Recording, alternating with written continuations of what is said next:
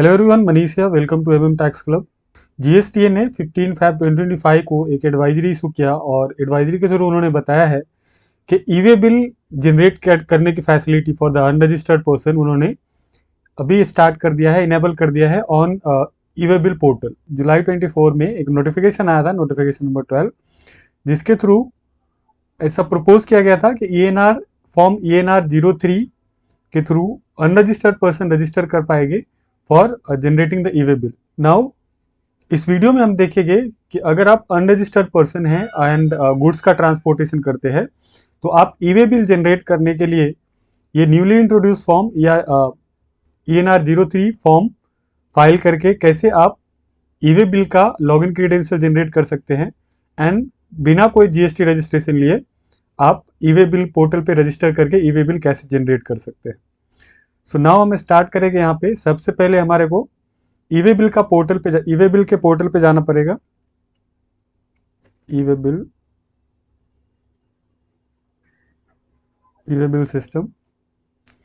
अगर आप हमारे चैनल पे नए हैं तो हमारे चैनल को सब्सक्राइब कर ले ताकि ऐसे वीडियो आपको आगे भी मिलते रहे। नाउ हम यहाँ पे पोर्टल पे आते हैं। ये ई वे बिल का पोर्टल है। यहाँ पे आपको रजिस्ट्रेशन के अंदर जाना है। रजिस्ट्रेशन के अंदर 4 ऑप्शन है। एक आपको दिखता रहेगा enrolment for URP and new option है ये enrolment for the URP. URP means unregistered person. तो हम इसमें जाएंगे। इसमें जैसे ही हम जाते हैं सबसे पहले आपको फॉर्म सेलेक्ट करने बोलता है। ये ENR 03 फॉर्म है एप्लीकेशन के लिए। सबसे पहले हम यहाँ पे स्टेट सेलेक्ट करेंगे, जो भी आपका स्टेट है वो आप सेलेक्ट करेंगे। उसके बाद आपको लीगल नेम इंटर करना है। लीगल नेम मीन्स जो भी आपके पैन नंबर में आपका जो नाम है एग्जैक्टली सेम नाम यहाँ पे आपको लिखने हैं, क्योंकि नेम में अगर डिफरेंस होगा तो फिर वैलिडेट नहीं हो पाएगा आपका पैन। उसके बाद अगर आपके कंपनी का कोई नाम है, लेट से प्रोप्राइटरशिप फॉर्म ही है बट आपने कुछ नाम रखा है प्रोप्राइटरी फॉर्म का, तो वो ट्रेड नेम आप यहाँ पे डाल देंगे।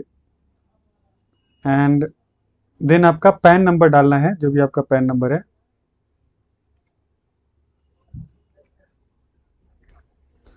पैन नंबर डालने के बाद यहाँ पे हम वैलिडेट करेंगे।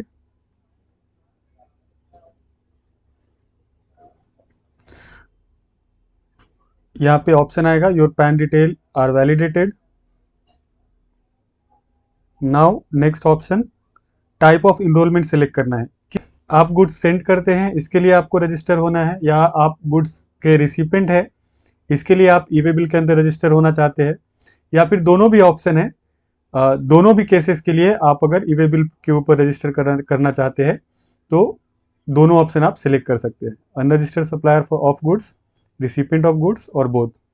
तो जनरली अगर आप बोथ कर लेंगे तो फिर इन फ्यूचर कुछ प्रॉब्लम नहीं रहेगा। आपने गुड्स भेजा और रिसीव किया, दोनों भी केस में आप ई वे बिल जनरेट कर पाएंगे। उसके बाद यहाँ पे प्रिंसिपल प्लेस ऑफ बिजनेस का एड्रेस डालना यहाँ पे कंपलसरी है। पहले यहाँ पे फ्लैट नंबर डालेंगे, जो भी आपका एड्रेस है वो यहाँ पे आप प्रॉपर डालेंगे, क्योंकि ऑलमोस्ट एवरी फील्ड यहाँ पे मैंडेटरी है, तो सारे फील्ड में आपको एड्रेस डालने पड़ेगा। लॉन्गिट्यूड लेटीट्यूड भी डालना है यहाँ पे, बट ये लॉन्गिट्यूड लेटीट्यूड डालना कंपलसरी नहीं है, ये ऑप्शनल है, तो आप इसको छोड़ सकते हैं। उसके बाद email ID and phone number verify करना है। फ़ोन नंबर डालेंगे।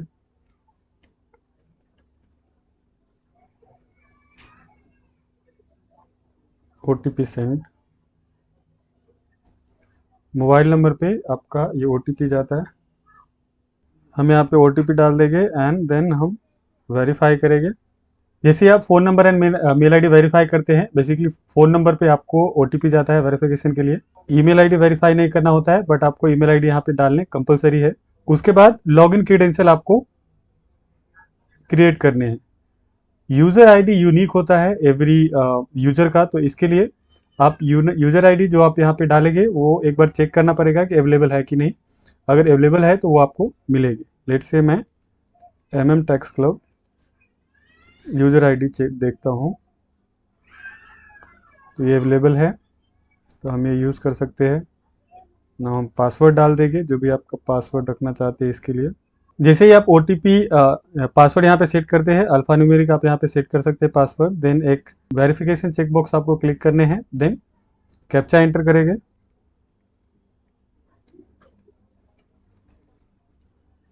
देन हम ये फॉर्म सेव करेंगे। जैसे ही सेव करते हैं आपको ये मैसेज पॉपुलेट होगा, डेटा सेव्ड सक्सेसफुली।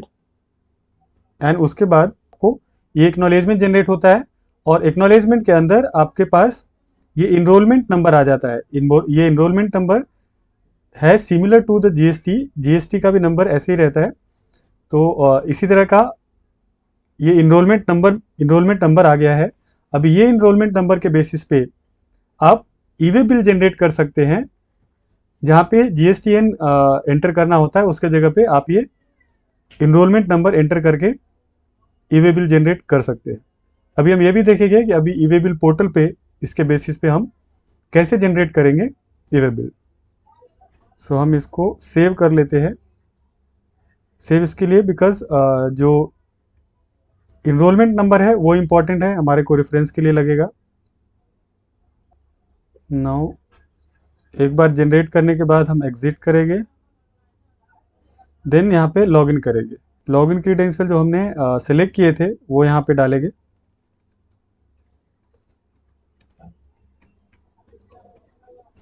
जो ENR 03 फॉर्म में जो हमने लॉगिन क्रीडेंशियल डाले थे, वो डिटेल्स डाल के यहाँ पे लॉगिन करेंगे ई वे बिल के पोर्टल पे। लॉगिन, क्योंकि अभी आइदर वो रजिस्टर्ड पर्सन हो या फिर अनरजिस्टर्ड पर्सन हो, सबके लिए 2 फैक्टर ऑथेंटिकेशन अभी कंपलसरी हो गया है for invoice portal and E way bill portal. तो आपको भी 2 फैक्टर ऑथेंटिकेशन के लिए रजिस्टर करना होगा। इसे होगा क्या कि एवरी टाइम जब भी आप ई वे बिल पोर्टल पे लॉगिन करेंगे, तो आपका जो भी रजिस्टर्ड फ़ोन नंबर होगा उसके ऊपर एक OTP जाएगा, एंड OTP के थ्रू आपको वेरीफाई करना पड़ेगा। उसके बाद ही ई वे बिल पोर्टल पे आप लॉगिन कर सकते हैं। ये 1 अप्रैल 2025 से मैंडेटरी है सारे टैक्स पेयर्स एंड ट्रांसपोर्टर्स के लिए। सो हम यहाँ पे येस करेंगे 2 फैक्टर ऑथेंटिकेशन के लिए। येस, OTP आया, देन हम यहाँ पे 727179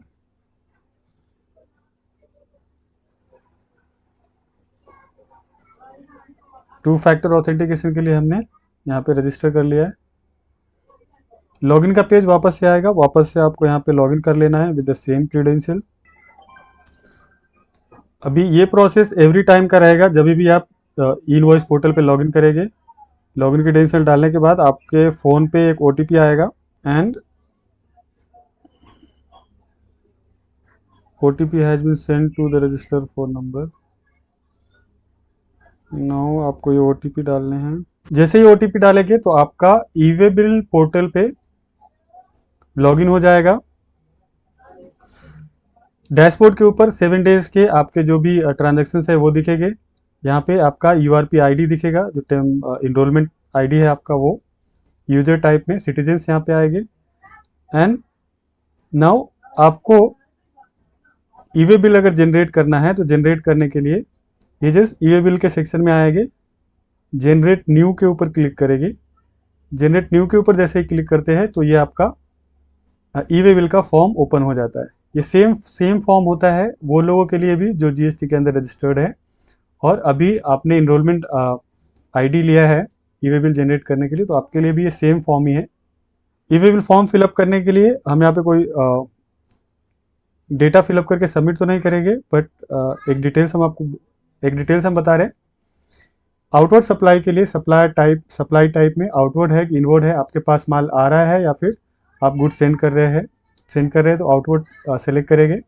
देन सब टाइप में आप वो टैक्सेबल सप्लाई है या कोई एक्सपोर्ट के लिए भेज रहे हैं, जॉब वर्क के लिए भेज रहे हैं, ऐसे रिसिपेंट को भेज रहे हैं, जिसके जिसके बारे में आपको पता नहीं है, ओन यूज़। तो ये सारे डिटेल्स है जो आपको, जो भी रिलेवेंट है वो आपको सब टाइप में सेलेक्ट करना है। यहाँ पे आप डॉक्यूमेंट टाइप सेलेक्ट करेंगे, डॉक्यूमेंट नंबर डालेंगे, देन डॉक्यूमेंट का डेट डालेंगे, जो भी आपका इनवॉइस का डेट रहेगा। एंड उसके बाद बिल फ्रॉम में आपका डिटेल्स यहाँ पे डालना पड़ेगा। ऑलरेडी जो आपका एड्रेस है वो ऑटो पॉपुलेट हो जाएगा, आपका जीएसटी नंबर ऑटो पॉपुलेट हो जाएगा। नाम आप यहाँ पे डाल सकते हैं, आपका पर्सनल नेम डालना है वो भी डाल सकते हैं, या आपके फॉर्म का नाम डालना है वो भी आप यहाँ पे डाल सकते हैं। नाउ ये एंटर करने के बाद आपको कौन से पार्टी को भेजना है उसका डिटेल डालना पड़ेगा, तो उसका डिटेल हम यहाँ पे डाल देंगे। नाउ अगर आप अनरजिस्टर्ड है और जिसको आप गुड सेंड कर रहे हैं वो रजिस्टर्ड पर्सन है, तो उसका जीएसटी नंबर यहाँ पे डाल सकते हैं। बट अगर वो पर्सन जिसको भेज रहे हैं वो भी अनरजिस्टर्ड है, उनका भी जीएसटी रजिस्ट्रेशन नहीं है, तो वो केस में आप यहाँ पे यूआरपी टाइप कर सकते हैं। यूआरपी टाइप करेंगे तो आपको फिर जीएसटी नंबर डालने की जरूरत नहीं पड़ेगी। उसके बाद आइटम डिटेल्स आता है। आइटम डिटेल्स के अंदर आप प्रोडक्ट डिटेल्स, प्रोडक्ट का description, HSN code, quantity, unit. Tax अगर आपका नहीं है तो आप टैक्स 0 सेलेक्ट करेंगे यहाँ पे, एंड जो भी आपके बिल का वैल्यू है वो यहाँ पे आप डालेंगे। देन मोड ऑफ ट्रांसपोर्ट आपको सेलेक्ट करना पड़ेगा। कोई ट्रांसपोर्टर आईडी है तो वो आप यहाँ पे डाल सकते हैं, उससे सारे डिटेल फेच हो जाएगी। जो सप्लायर आप सप्लाई कर रहे हैं और जहाँ तक सप्लाई कर रहे हैं उसका डिस्टेंस क्या है वो आपको यहाँ पे डालने पड़ेंगे। अगर ऑटोमेटिकली कैलकुलेट नहीं करता है तो वो आपको यहाँ पे मैनुअली डालना होता है कितना किलोमीटर। मोस्ट ऑफ टाइम जब भी पिन कोड आप डालते हैं 2 जगह का तो वो ऑटोमेटिकली ले भी लेता है।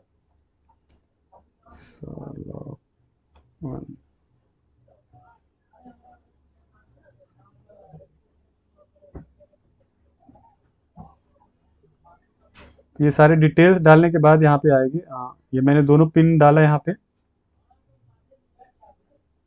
4,37,000, 4,01,000, तो यह हमारा 12 किलोमीटर आता है। तो आप दोनों एड्रेस में बिल सप्लायर टू बायर का पिन कोड आप डालेंगे, उसके बेसिस पे ऑटोमेटिकली कैलकुलेट कर लेता है कितना किलोमीटर है। अगर नहीं कर रहा है वो केस में आपको मैनुअली डालना होता है। उसके बाद ट्रांसपोर्टर डिटेल में पार्ट बी के अंदर आपको ये सिलेक्ट करने हैं mode of transport, road, rail, air, ship, vehicle type, vehicle number डालना इंपॉर्टेंट है। अगर आप ट्रांसपोर्टर आईडी वगैरह नहीं है तो भी चलता है, बट आपको व्हीकल नंबर डालना यहाँ पे कंपलसरी होता है जिस भी व्हीकल से आप गुड्स सेंड कर रहे हैं। एंड उसके बाद आप प्रीव्यू कर सकते हैं इधर सबमिट करने के पहले, एंड देन सबमिट करेंगे। जैसे ही आप सबमिट करते हैं तो आपका एक ई वे बिल जनरेट हो जाता है, एंड देन वो ई वे बिल आप यूज़ कर सकते हैं टू ट्रांसपोर्ट गुड्स। तो इतना कॉम्प्लिकेटेड नहीं था रजिस्ट्रेशन करना, बहुत इजी फॉर्म है। ERN03 जहाँ पे आपको बेसिक डिटेल्स डालने होते हैं और आपका जो इनरोलमेंट आईडी है वो जनरेट हो जाता है, एंड आप ई वे बिल जनरेट कर सकते हैं for transportation of goods, and आपको कोई जीएसटी रजिस्ट्रेशन लेने की ज़रूरत नहीं पड़ती है। आपको इसके रिगार्डिंग कोई भी इशू रहता है तो आप हमारे से डायरेक्टली कांटेक्ट कर सकते हैं, या फिर कमेंट करके पूछ सकते हैं इसके रिगार्डिंग इनरोलमेंट में या फिर ई वे बिल जनरेट करने में। अगर आपको कोई इशू आ रही है तो वो आप हमारे को कमेंट करके बता सकते हैं। एज मच एज पॉसिबल हम ट्राई करेंगे कि आप जितने भी क्वेरीज है उसका हम रिप्लाई कर सकें। सो हमारा चैनल ज़रूर सब्सक्राइब करें ऐसे ही वीडियो पाने के लिए। Thanks for watching.